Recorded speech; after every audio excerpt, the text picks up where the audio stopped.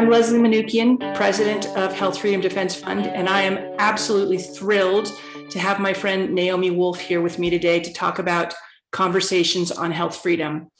As you know, I think this is one of the most important topics that we have to even consider in this day and age, and I am so grateful that Naomi has taken the time to sit down with us and talk about some of these issues, because she is such a leader in thought around issues related to freedom, women's issues, and more. And so I am just so excited to have you here, Naomi. Thank you so much for joining me.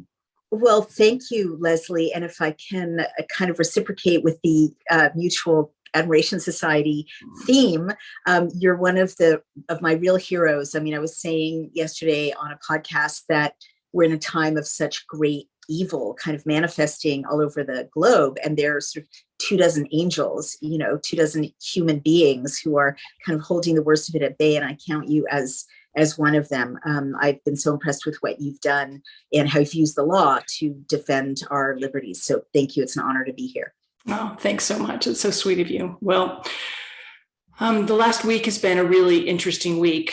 We've seen Germany, or let's start with Austria. Austria announced that it's going to not only mandate the shots from the beginning of the year, or maybe February will be implemented, but actually fine people who don't get this medical intervention, this unwanted medical intervention, $2,000 for every single incident when they're found outside their houses without having gotten it, which could mean, you get busted 5 times in a day, it's $10,000. And if you don't pay the fine, then you get imprisoned for up to a year.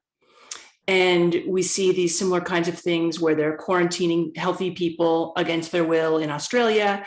Germany's talking about mandating the shots from, I think, February. It's really going on all over the world. And in the United States, your organization, the Daily Clout, actually broke the news that this bill that had been introduced in January of 2021 in New York would require or permit the governor and his delegates to detain and even forcibly medicate people who are just suspected of being sick.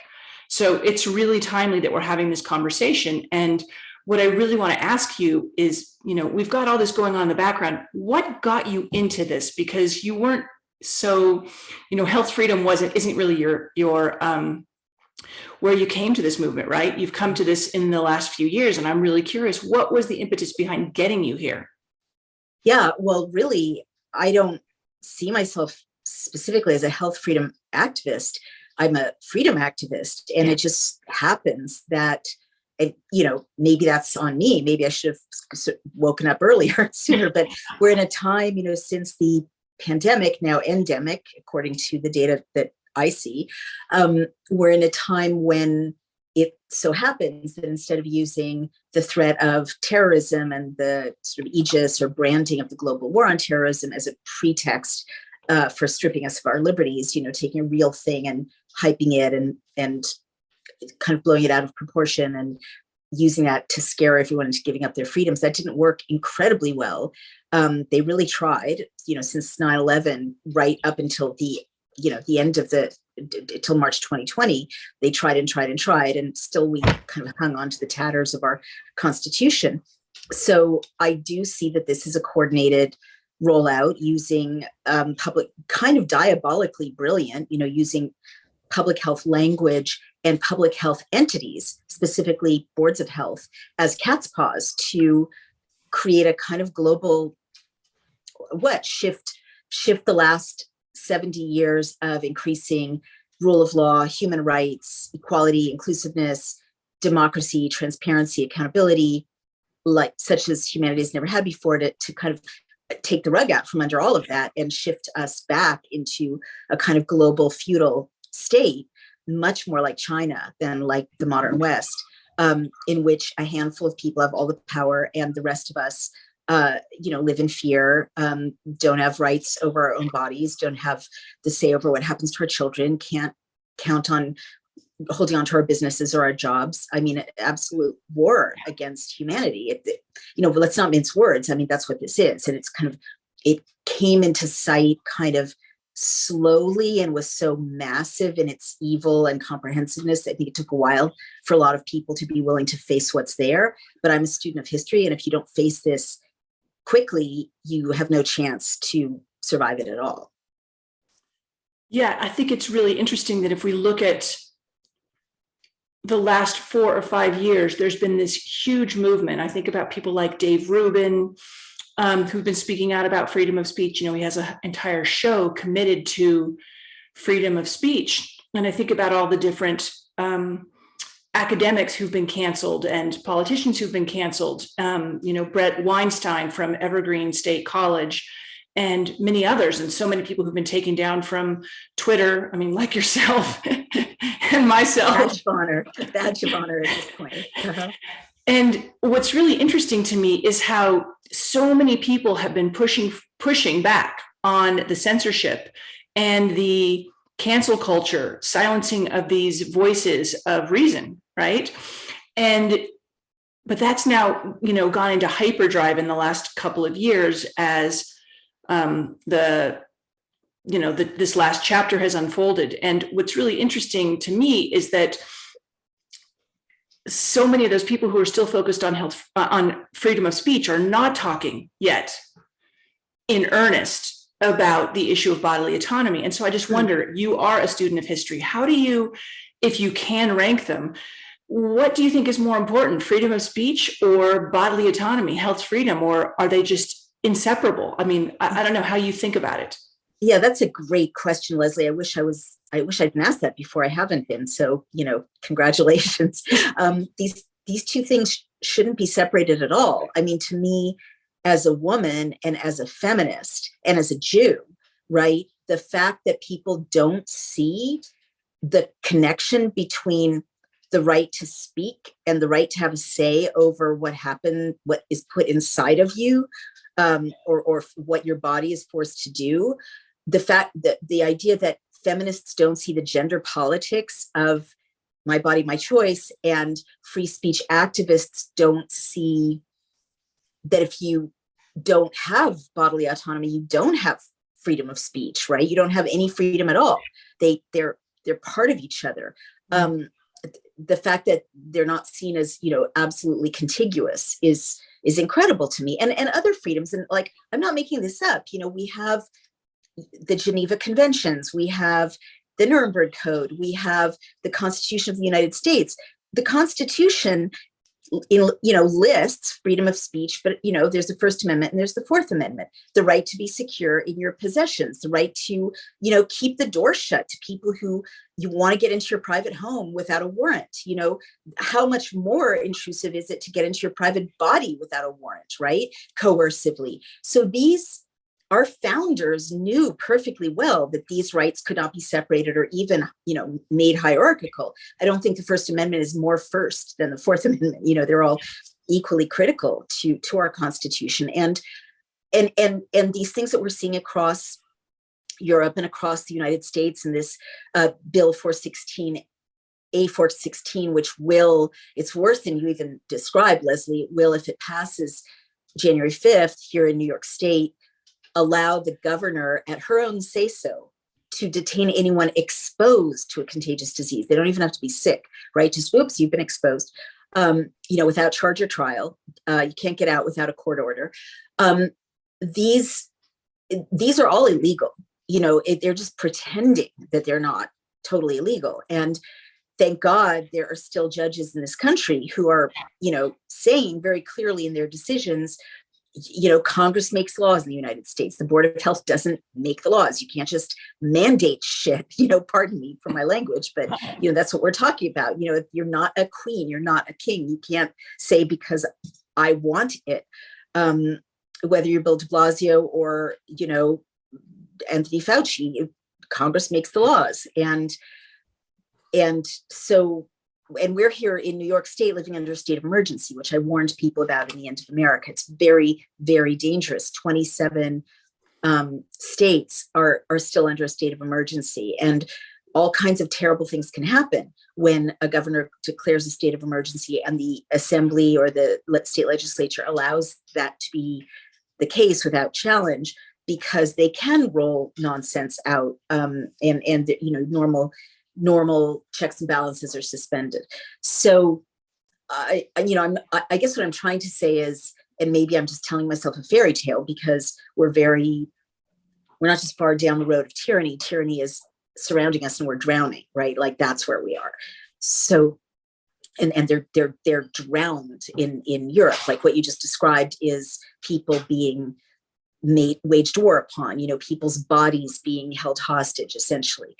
People's livelihoods being held hostage. Someone texted me yesterday on Facebook or posted that in Israel, they're told, don't even bring your unvaccinated child to school, right? In Canada, people are grocery stores are being given the choice to not let the unvaccinated shop for food, right? And this is, as you see, being rolled out at a lightning speed, and absolutely in lockstep globally, same talking points. It's surreal. It's almost like impressive how they got so many people in such key positions around the world to do the exact same thing, use the same talking points, same strategies, same mechanisms. Like even normal tyranny doesn't work that way, right? Like even Hitler really had to fight very hard, and he ultimately lost in trying to roll this out all over, Europe and North Africa and so on.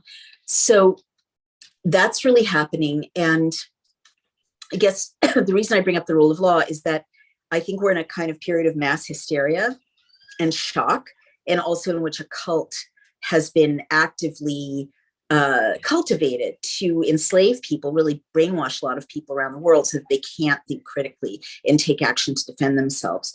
And I guess the reason I'm painting that whole picture is that I want to believe, and I have to believe, that there will come a day pretty soon when the rule of law kicks in again. And at that point, all these people who committed all these crimes, terrible things are going to happen to them, by law. So I'm so glad you brought up your book because, well, first of all, I want to say a couple of other things. One is, I live in Idaho, and our governor, he's supposedly a conservative, supposedly cares about individual rights and freedoms. And yet last summer, when there was a special session of the legislature, they passed in both the House and the Senate a bill that would actually curtail his powers in the event of an emergency. He would get, I believe, 60 days under which he could declare it, and then it had to be renewed by the legislature. And you know what happened? He vetoed it.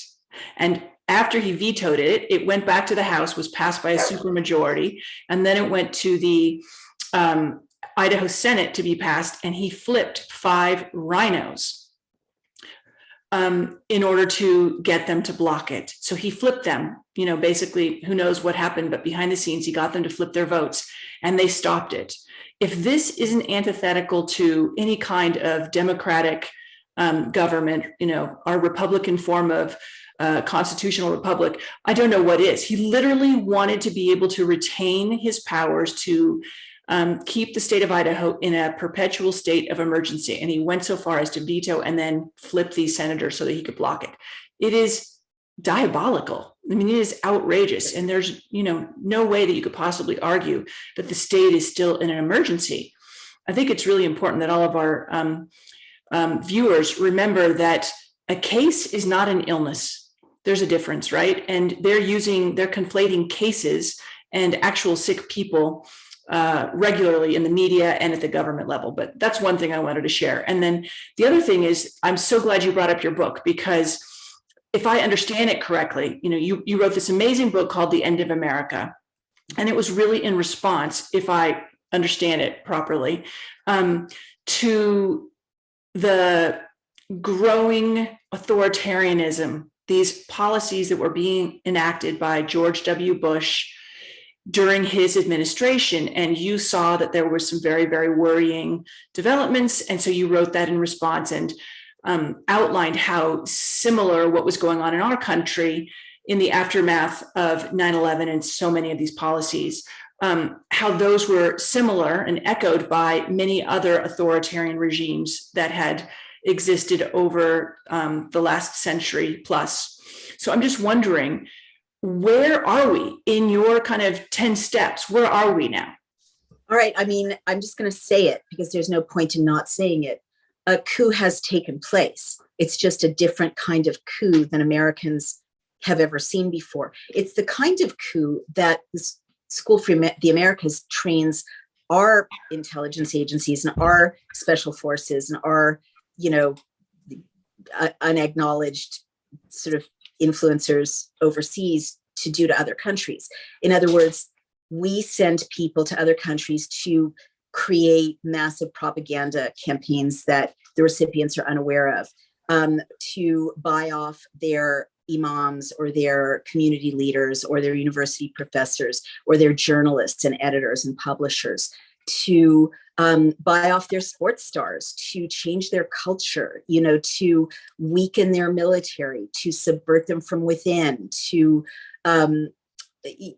siphon off wealth, we know how to weaken other countries, and then we install a puppet regime, or we tamper with the vote, or do all the million dirty tricks that we've always done to get our guys and girls, more rarely, as figureheads and be friendly to us, right? So, well, now that's happened to us, and it's happened. Like, people keep saying, and they've been saying since I wrote The End of America, tell us when it's step 10. And I've been saying since August of 2020, August of 2020, I did a video in which I said they're never going to let us out. Like, stop waiting for this to be over, because it's not going to be over. They're not letting us out. It's a whole different thing. It's a coup, and the coup, I have reason to believe, thoughtful people in the world of diplomacy and intelligence and statesmanship that I respect think that our president and White House are basically, controlled or owing allegiance to some other entity that's not the United States of America. Literally, I was trained as a political consultant to look at events backwards, meaning, let me explain this, it's really important. I was a political consultant to the Clinton re-election campaign and to Vice President Gore separately. And what you learn sitting in those rooms where power lives is that first the goal is identified, right? And then the message shop is given the task of coming up with a story to get people to accept that goal. And usually it has absolutely nothing to do with that goal, right? Like, oh, okay, we need to invade Afghanistan because, whatever, pipeline, or, national security, whatever. Okay, girls can't go to school in Afghanistan. Like, what will the US public accept, right? Or we need to invade Iraq. What will the US public accept? We have to tie that to the attack on the World Trade Center, and I mean, I could go on and on, but you saw this constantly. So the way I read historical events, certainly in the United States, is by looking backward. And if you look backward at the last 2 years, every single policy that doesn't make sense on its face, if the goal is fighting a pandemic, makes sense if the goal is to weaken and destroy the United States of America, right? Like, if you mandate a vaccine that healthy young people don't want to get, still in trials, tons of scary side effects, and you lose a bunch of Navy SEALs, or you lose a bunch of special operators, or Navy guys, or Army guys and girls, you're going to weaken the US military. If nurses and doctors are leaving hospitals because they don't want to get this injection, you're going to weaken that infrastructure. I see insane policies like masking American children, abusing them, putting kindergartners outside in the cold, making them sit on buckets, not letting them talk to each other, communicate with each other. I went to a school board meeting here in New York State where mothers were telling me they did away with the lockers. And so 11-year-olds are carrying around 70-pound backpacks, and an 11-year-old has a slipped disc, like they're torturing children, right? They're undoing all the social promises, in institution after institution. And so what are you doing there? You're not protecting children from COVID. You're traumatizing them. You're abusing them. You're breaking the spirit of independence and critical inquiry that distinguished us as Americans and as Westerners generally across Western Europe and North America. You're creating a generation of zombies who are depressed and will have to self-medicate and can barely speak to each other or read human expression, right? I could go on and on. You lock people in their homes for a year and a half. You kill 100,000 restaurants, you kill the small businesses, you kill that asset class. Religion. I mean, I'm actually writing a book about this, so it's all coming out all at once. But, churches and synagogues were, religious organizations were not allowed to convene. A lawsuit went to the Supreme Court to allow people to gather.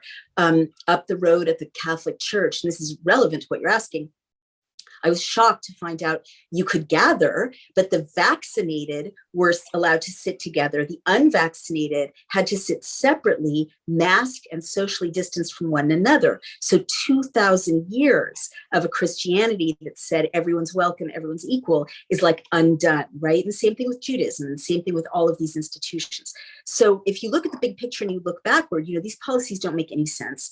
The vaccine mandates don't make sense because COVID isn't vaccinated are no more or less infectious than unvaccinated, right? But it makes sense if what you want to do is crush Western society, crush America, demoralize America, subvert America, turn us into slaves for, some global superpower. So that's what happened. And the last thing I want to tell you about, and it's not like, oh my God, it might happen. There might be a precipice we're about to jump off of. We're living in the middle of it, and we better wake up.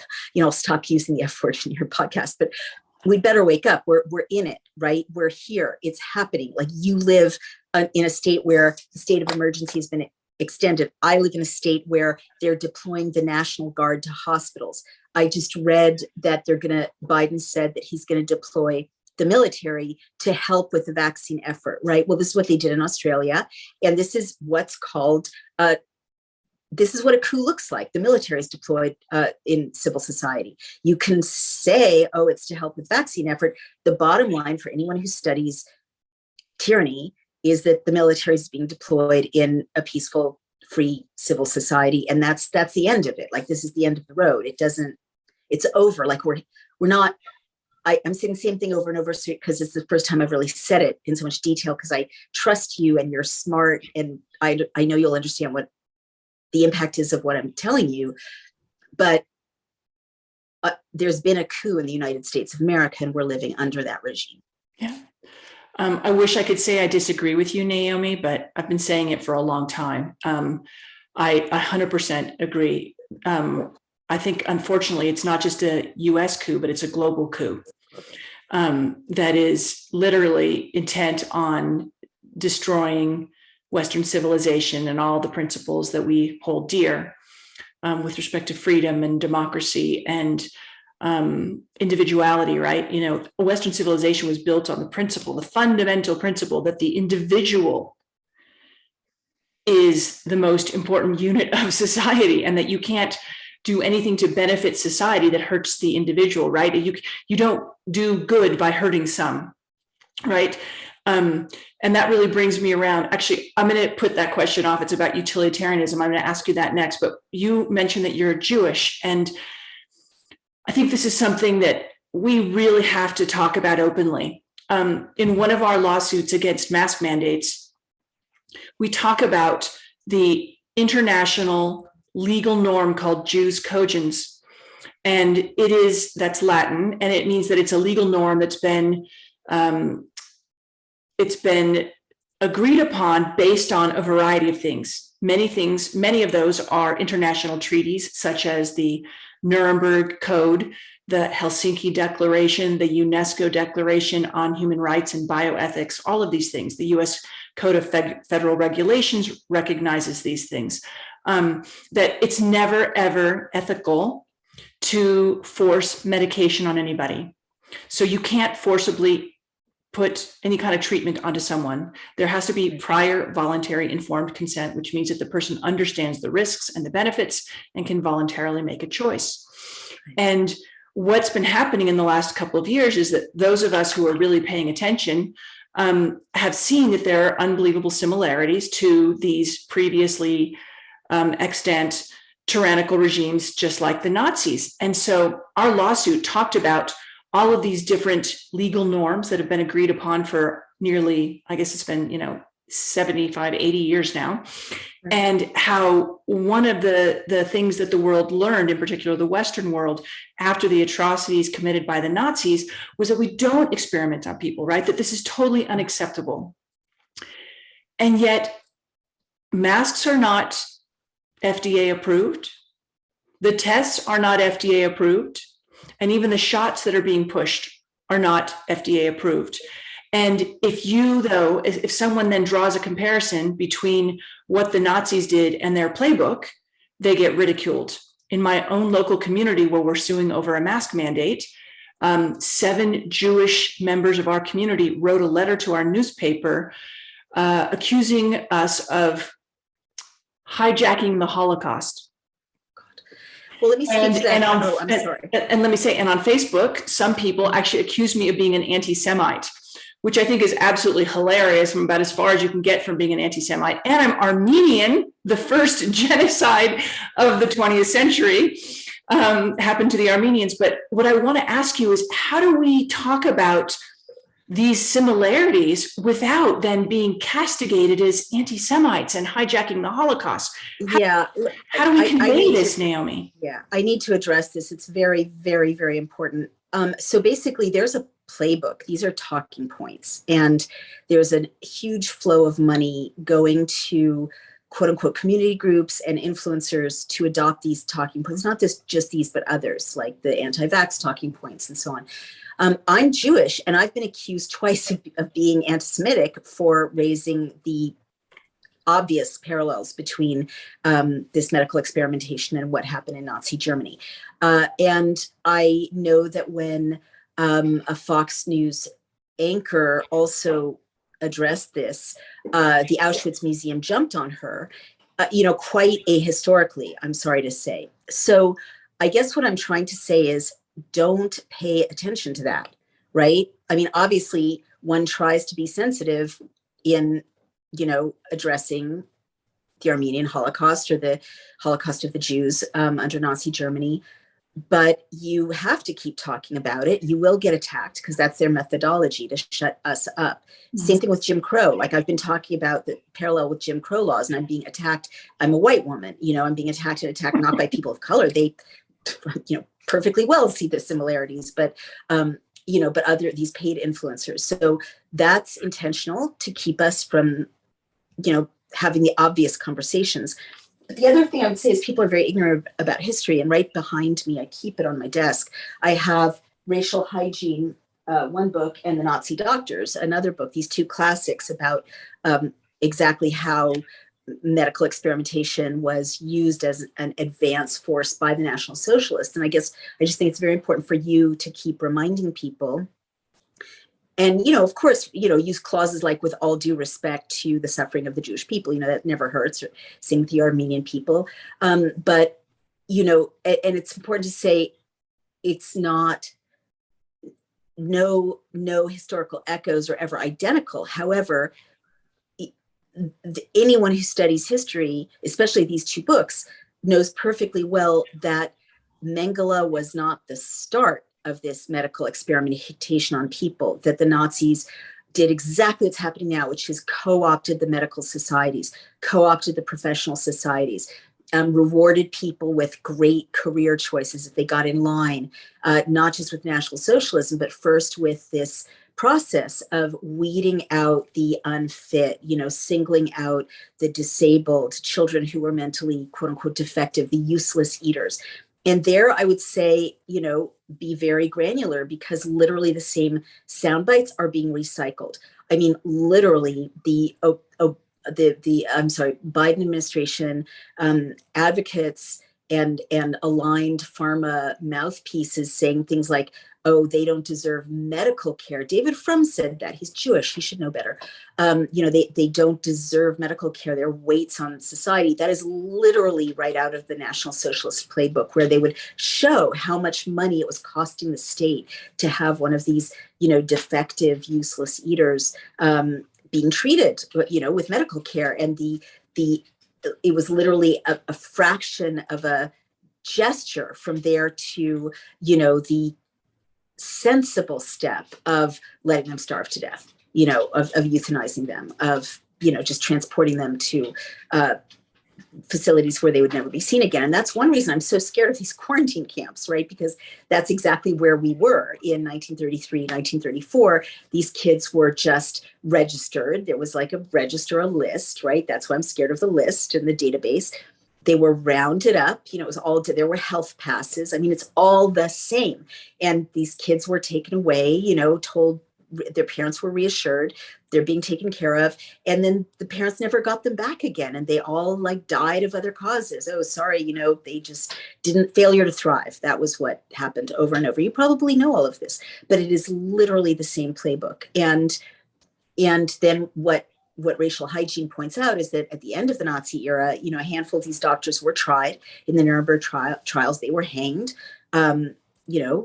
because of their crimes against humanity, but a lot of them survived. And then the whole apparatus of Nazi medicine kind of morphed seamlessly into genetics, and just handed down the same precepts that we're seeing now, with this giant push to gather our DNA and to harvest our DNA and to experiment or intervene in our RNA and our DNA, right, with these shots, which is the notion that there's a better and a worse human being, and these Nazi doctors or their modern day equivalent are the ones to decide, not us. It's really interesting what you say about not knowing history. They in the letter to the editor that they penned, they said that the Nazis were torturing. They were using medicine to torture people and kill people. And I thought, how can you be so ignorant? No, they were doing it because they thought it would help humanity. That was their justification, that they were doing it because they thought it was in service to the greater good. They said, we're going to figure out what all these different poisons and treatments and things do to the Jews, because it's going to benefit humanity, the human race that we want to preserve. And I think it's really fascinating that these people who are Jewish have no clue that that's what was really going on.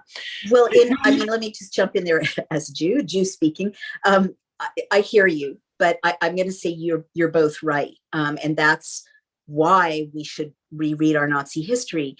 Right now, people are doing horrific things thinking that it's for the best, right? Creating a discrimination society in one fell swoop out of what had been the greatest melting pot in the world is a Nazi thing to do, right? Or it's an apartheid thing to do. And people believe that they're helping humanity. I mean, I hear from loved ones and friends who think that they're helping humanity by enforcing this discrimination. So, and just also as a practical matter, respectfully, you're both right in that the Nazis did torture people. They would cut off people's legs and see how long it took them to bleed to death, or, starve them and weigh them and submerge them underwater. And, some of those tests are still used in the military in kind of seeing how long someone can stay underwater and live. But I think the point that the critics of you writing to the newspaper are trying to make is these little tiny things are not torture and murder. But torture and murder, I will say, began with little tiny things like separating people into fit and unfit. So you're both right. Yeah. And I'm not saying that they didn't torture. I'm just saying that to completely ignore the fact that much of it was about experimentation. Let's see how long it takes them to die after we cut their leg off, right? These are, it's twisted. I'm not in any way justifying it. It's heinous, right? It's abhorrent to any feeling, thinking human being. What's really interesting is that it was, of course, the newspaper that wrote the article completely mischaracterizing our lawsuit, and then they responded to that. They didn't bother to go and actually do the research. Right. So it's very interesting. It is interesting. And what I would say is that I was, smeared in a similar way. Granddaughter of a woman who lost 9 siblings in the Holocaust. I was called an anti-Semite or using anti-Semitic language in invoking the Nazi parallel, and you just have to keep doing it. But I would also say, you have lawyers, send a lawyer's letter, that should not, that's a serious charge and it should not stand. And, you're on the right side of history. I think the more important point I'd like to draw from what you're saying and what your critics are saying is that when a culture gets this sociopathic, right, as to lose all empathy, right? To say to little children in New York, without your vaccine pass, you can't go to the zoo with your friends. That's a sociopathic thing to say. Let alone, you have to wear a mask all day if you're a child, or, you have to lose your job unless you take this experimental intervention.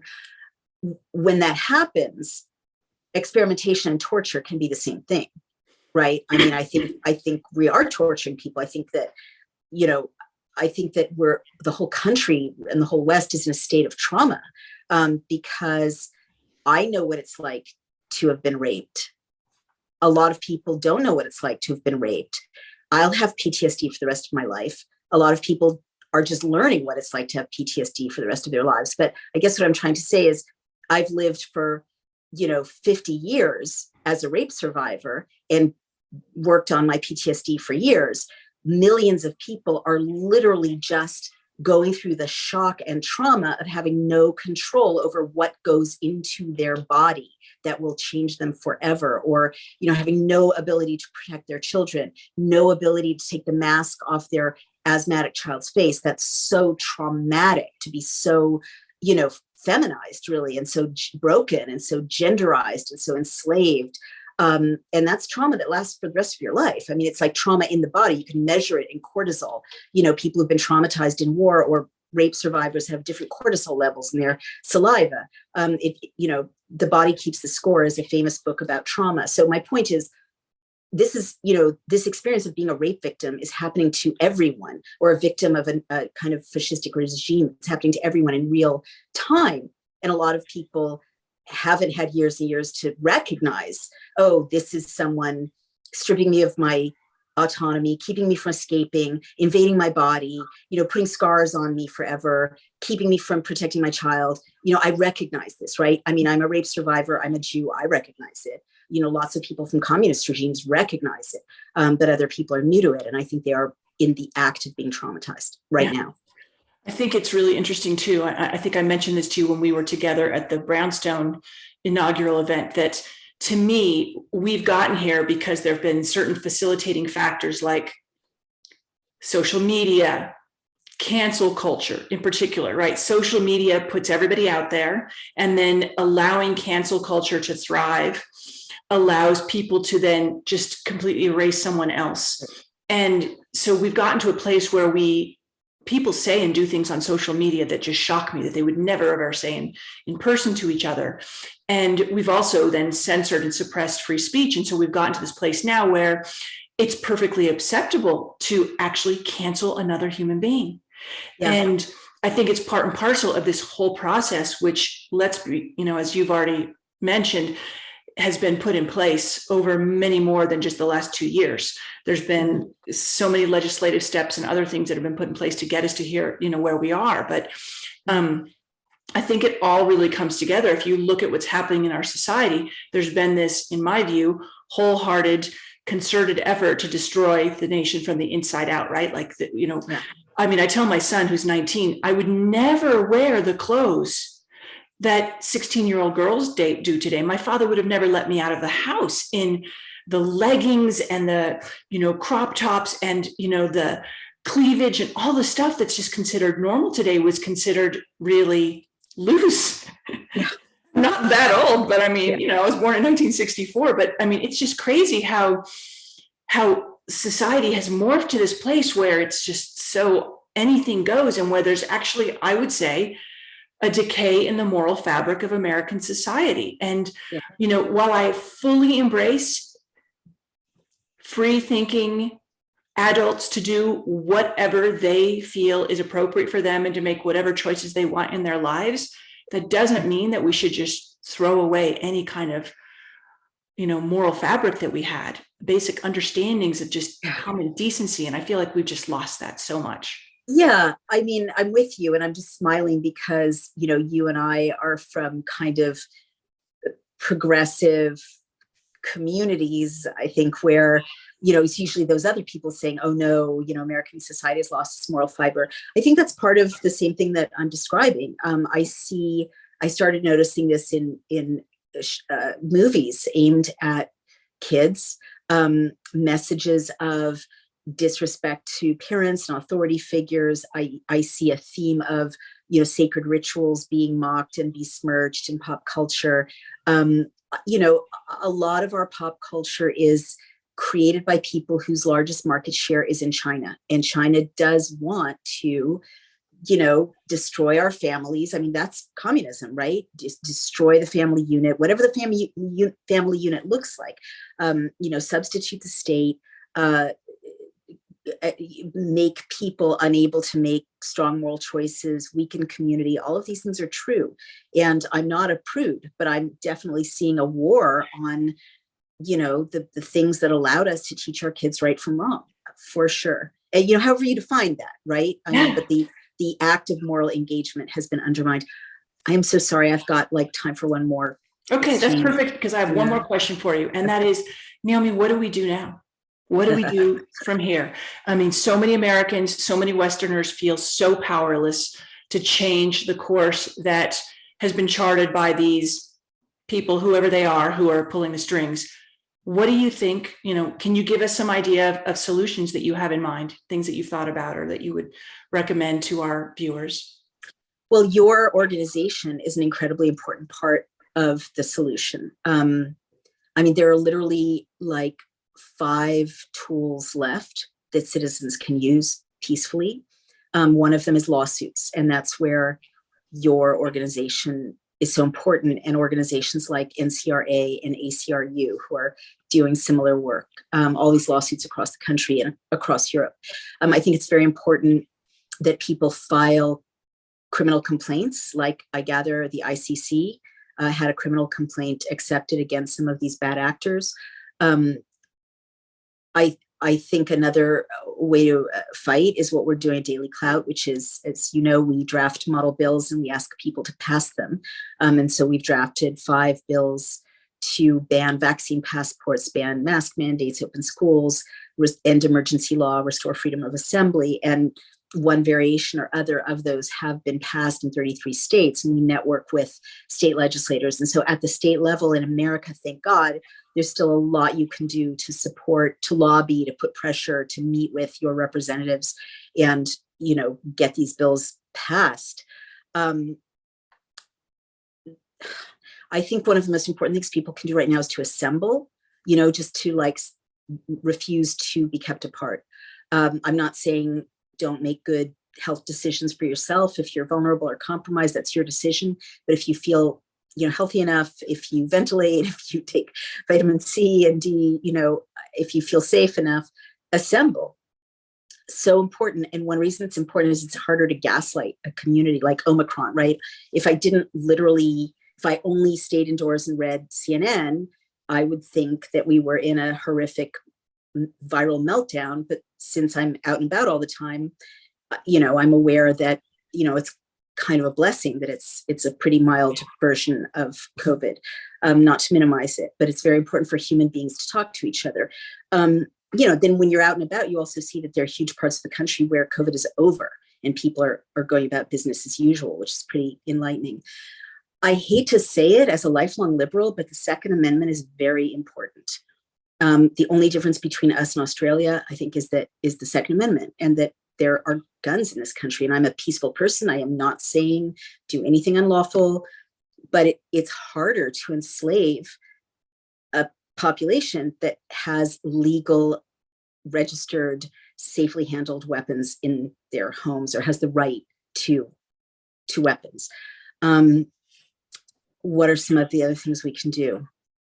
Can you tell us a little bit more about the Daily Clout? I just want everyone to know how they can find you, how they can follow what you do, and how they can support your work, because it's so important. Sure.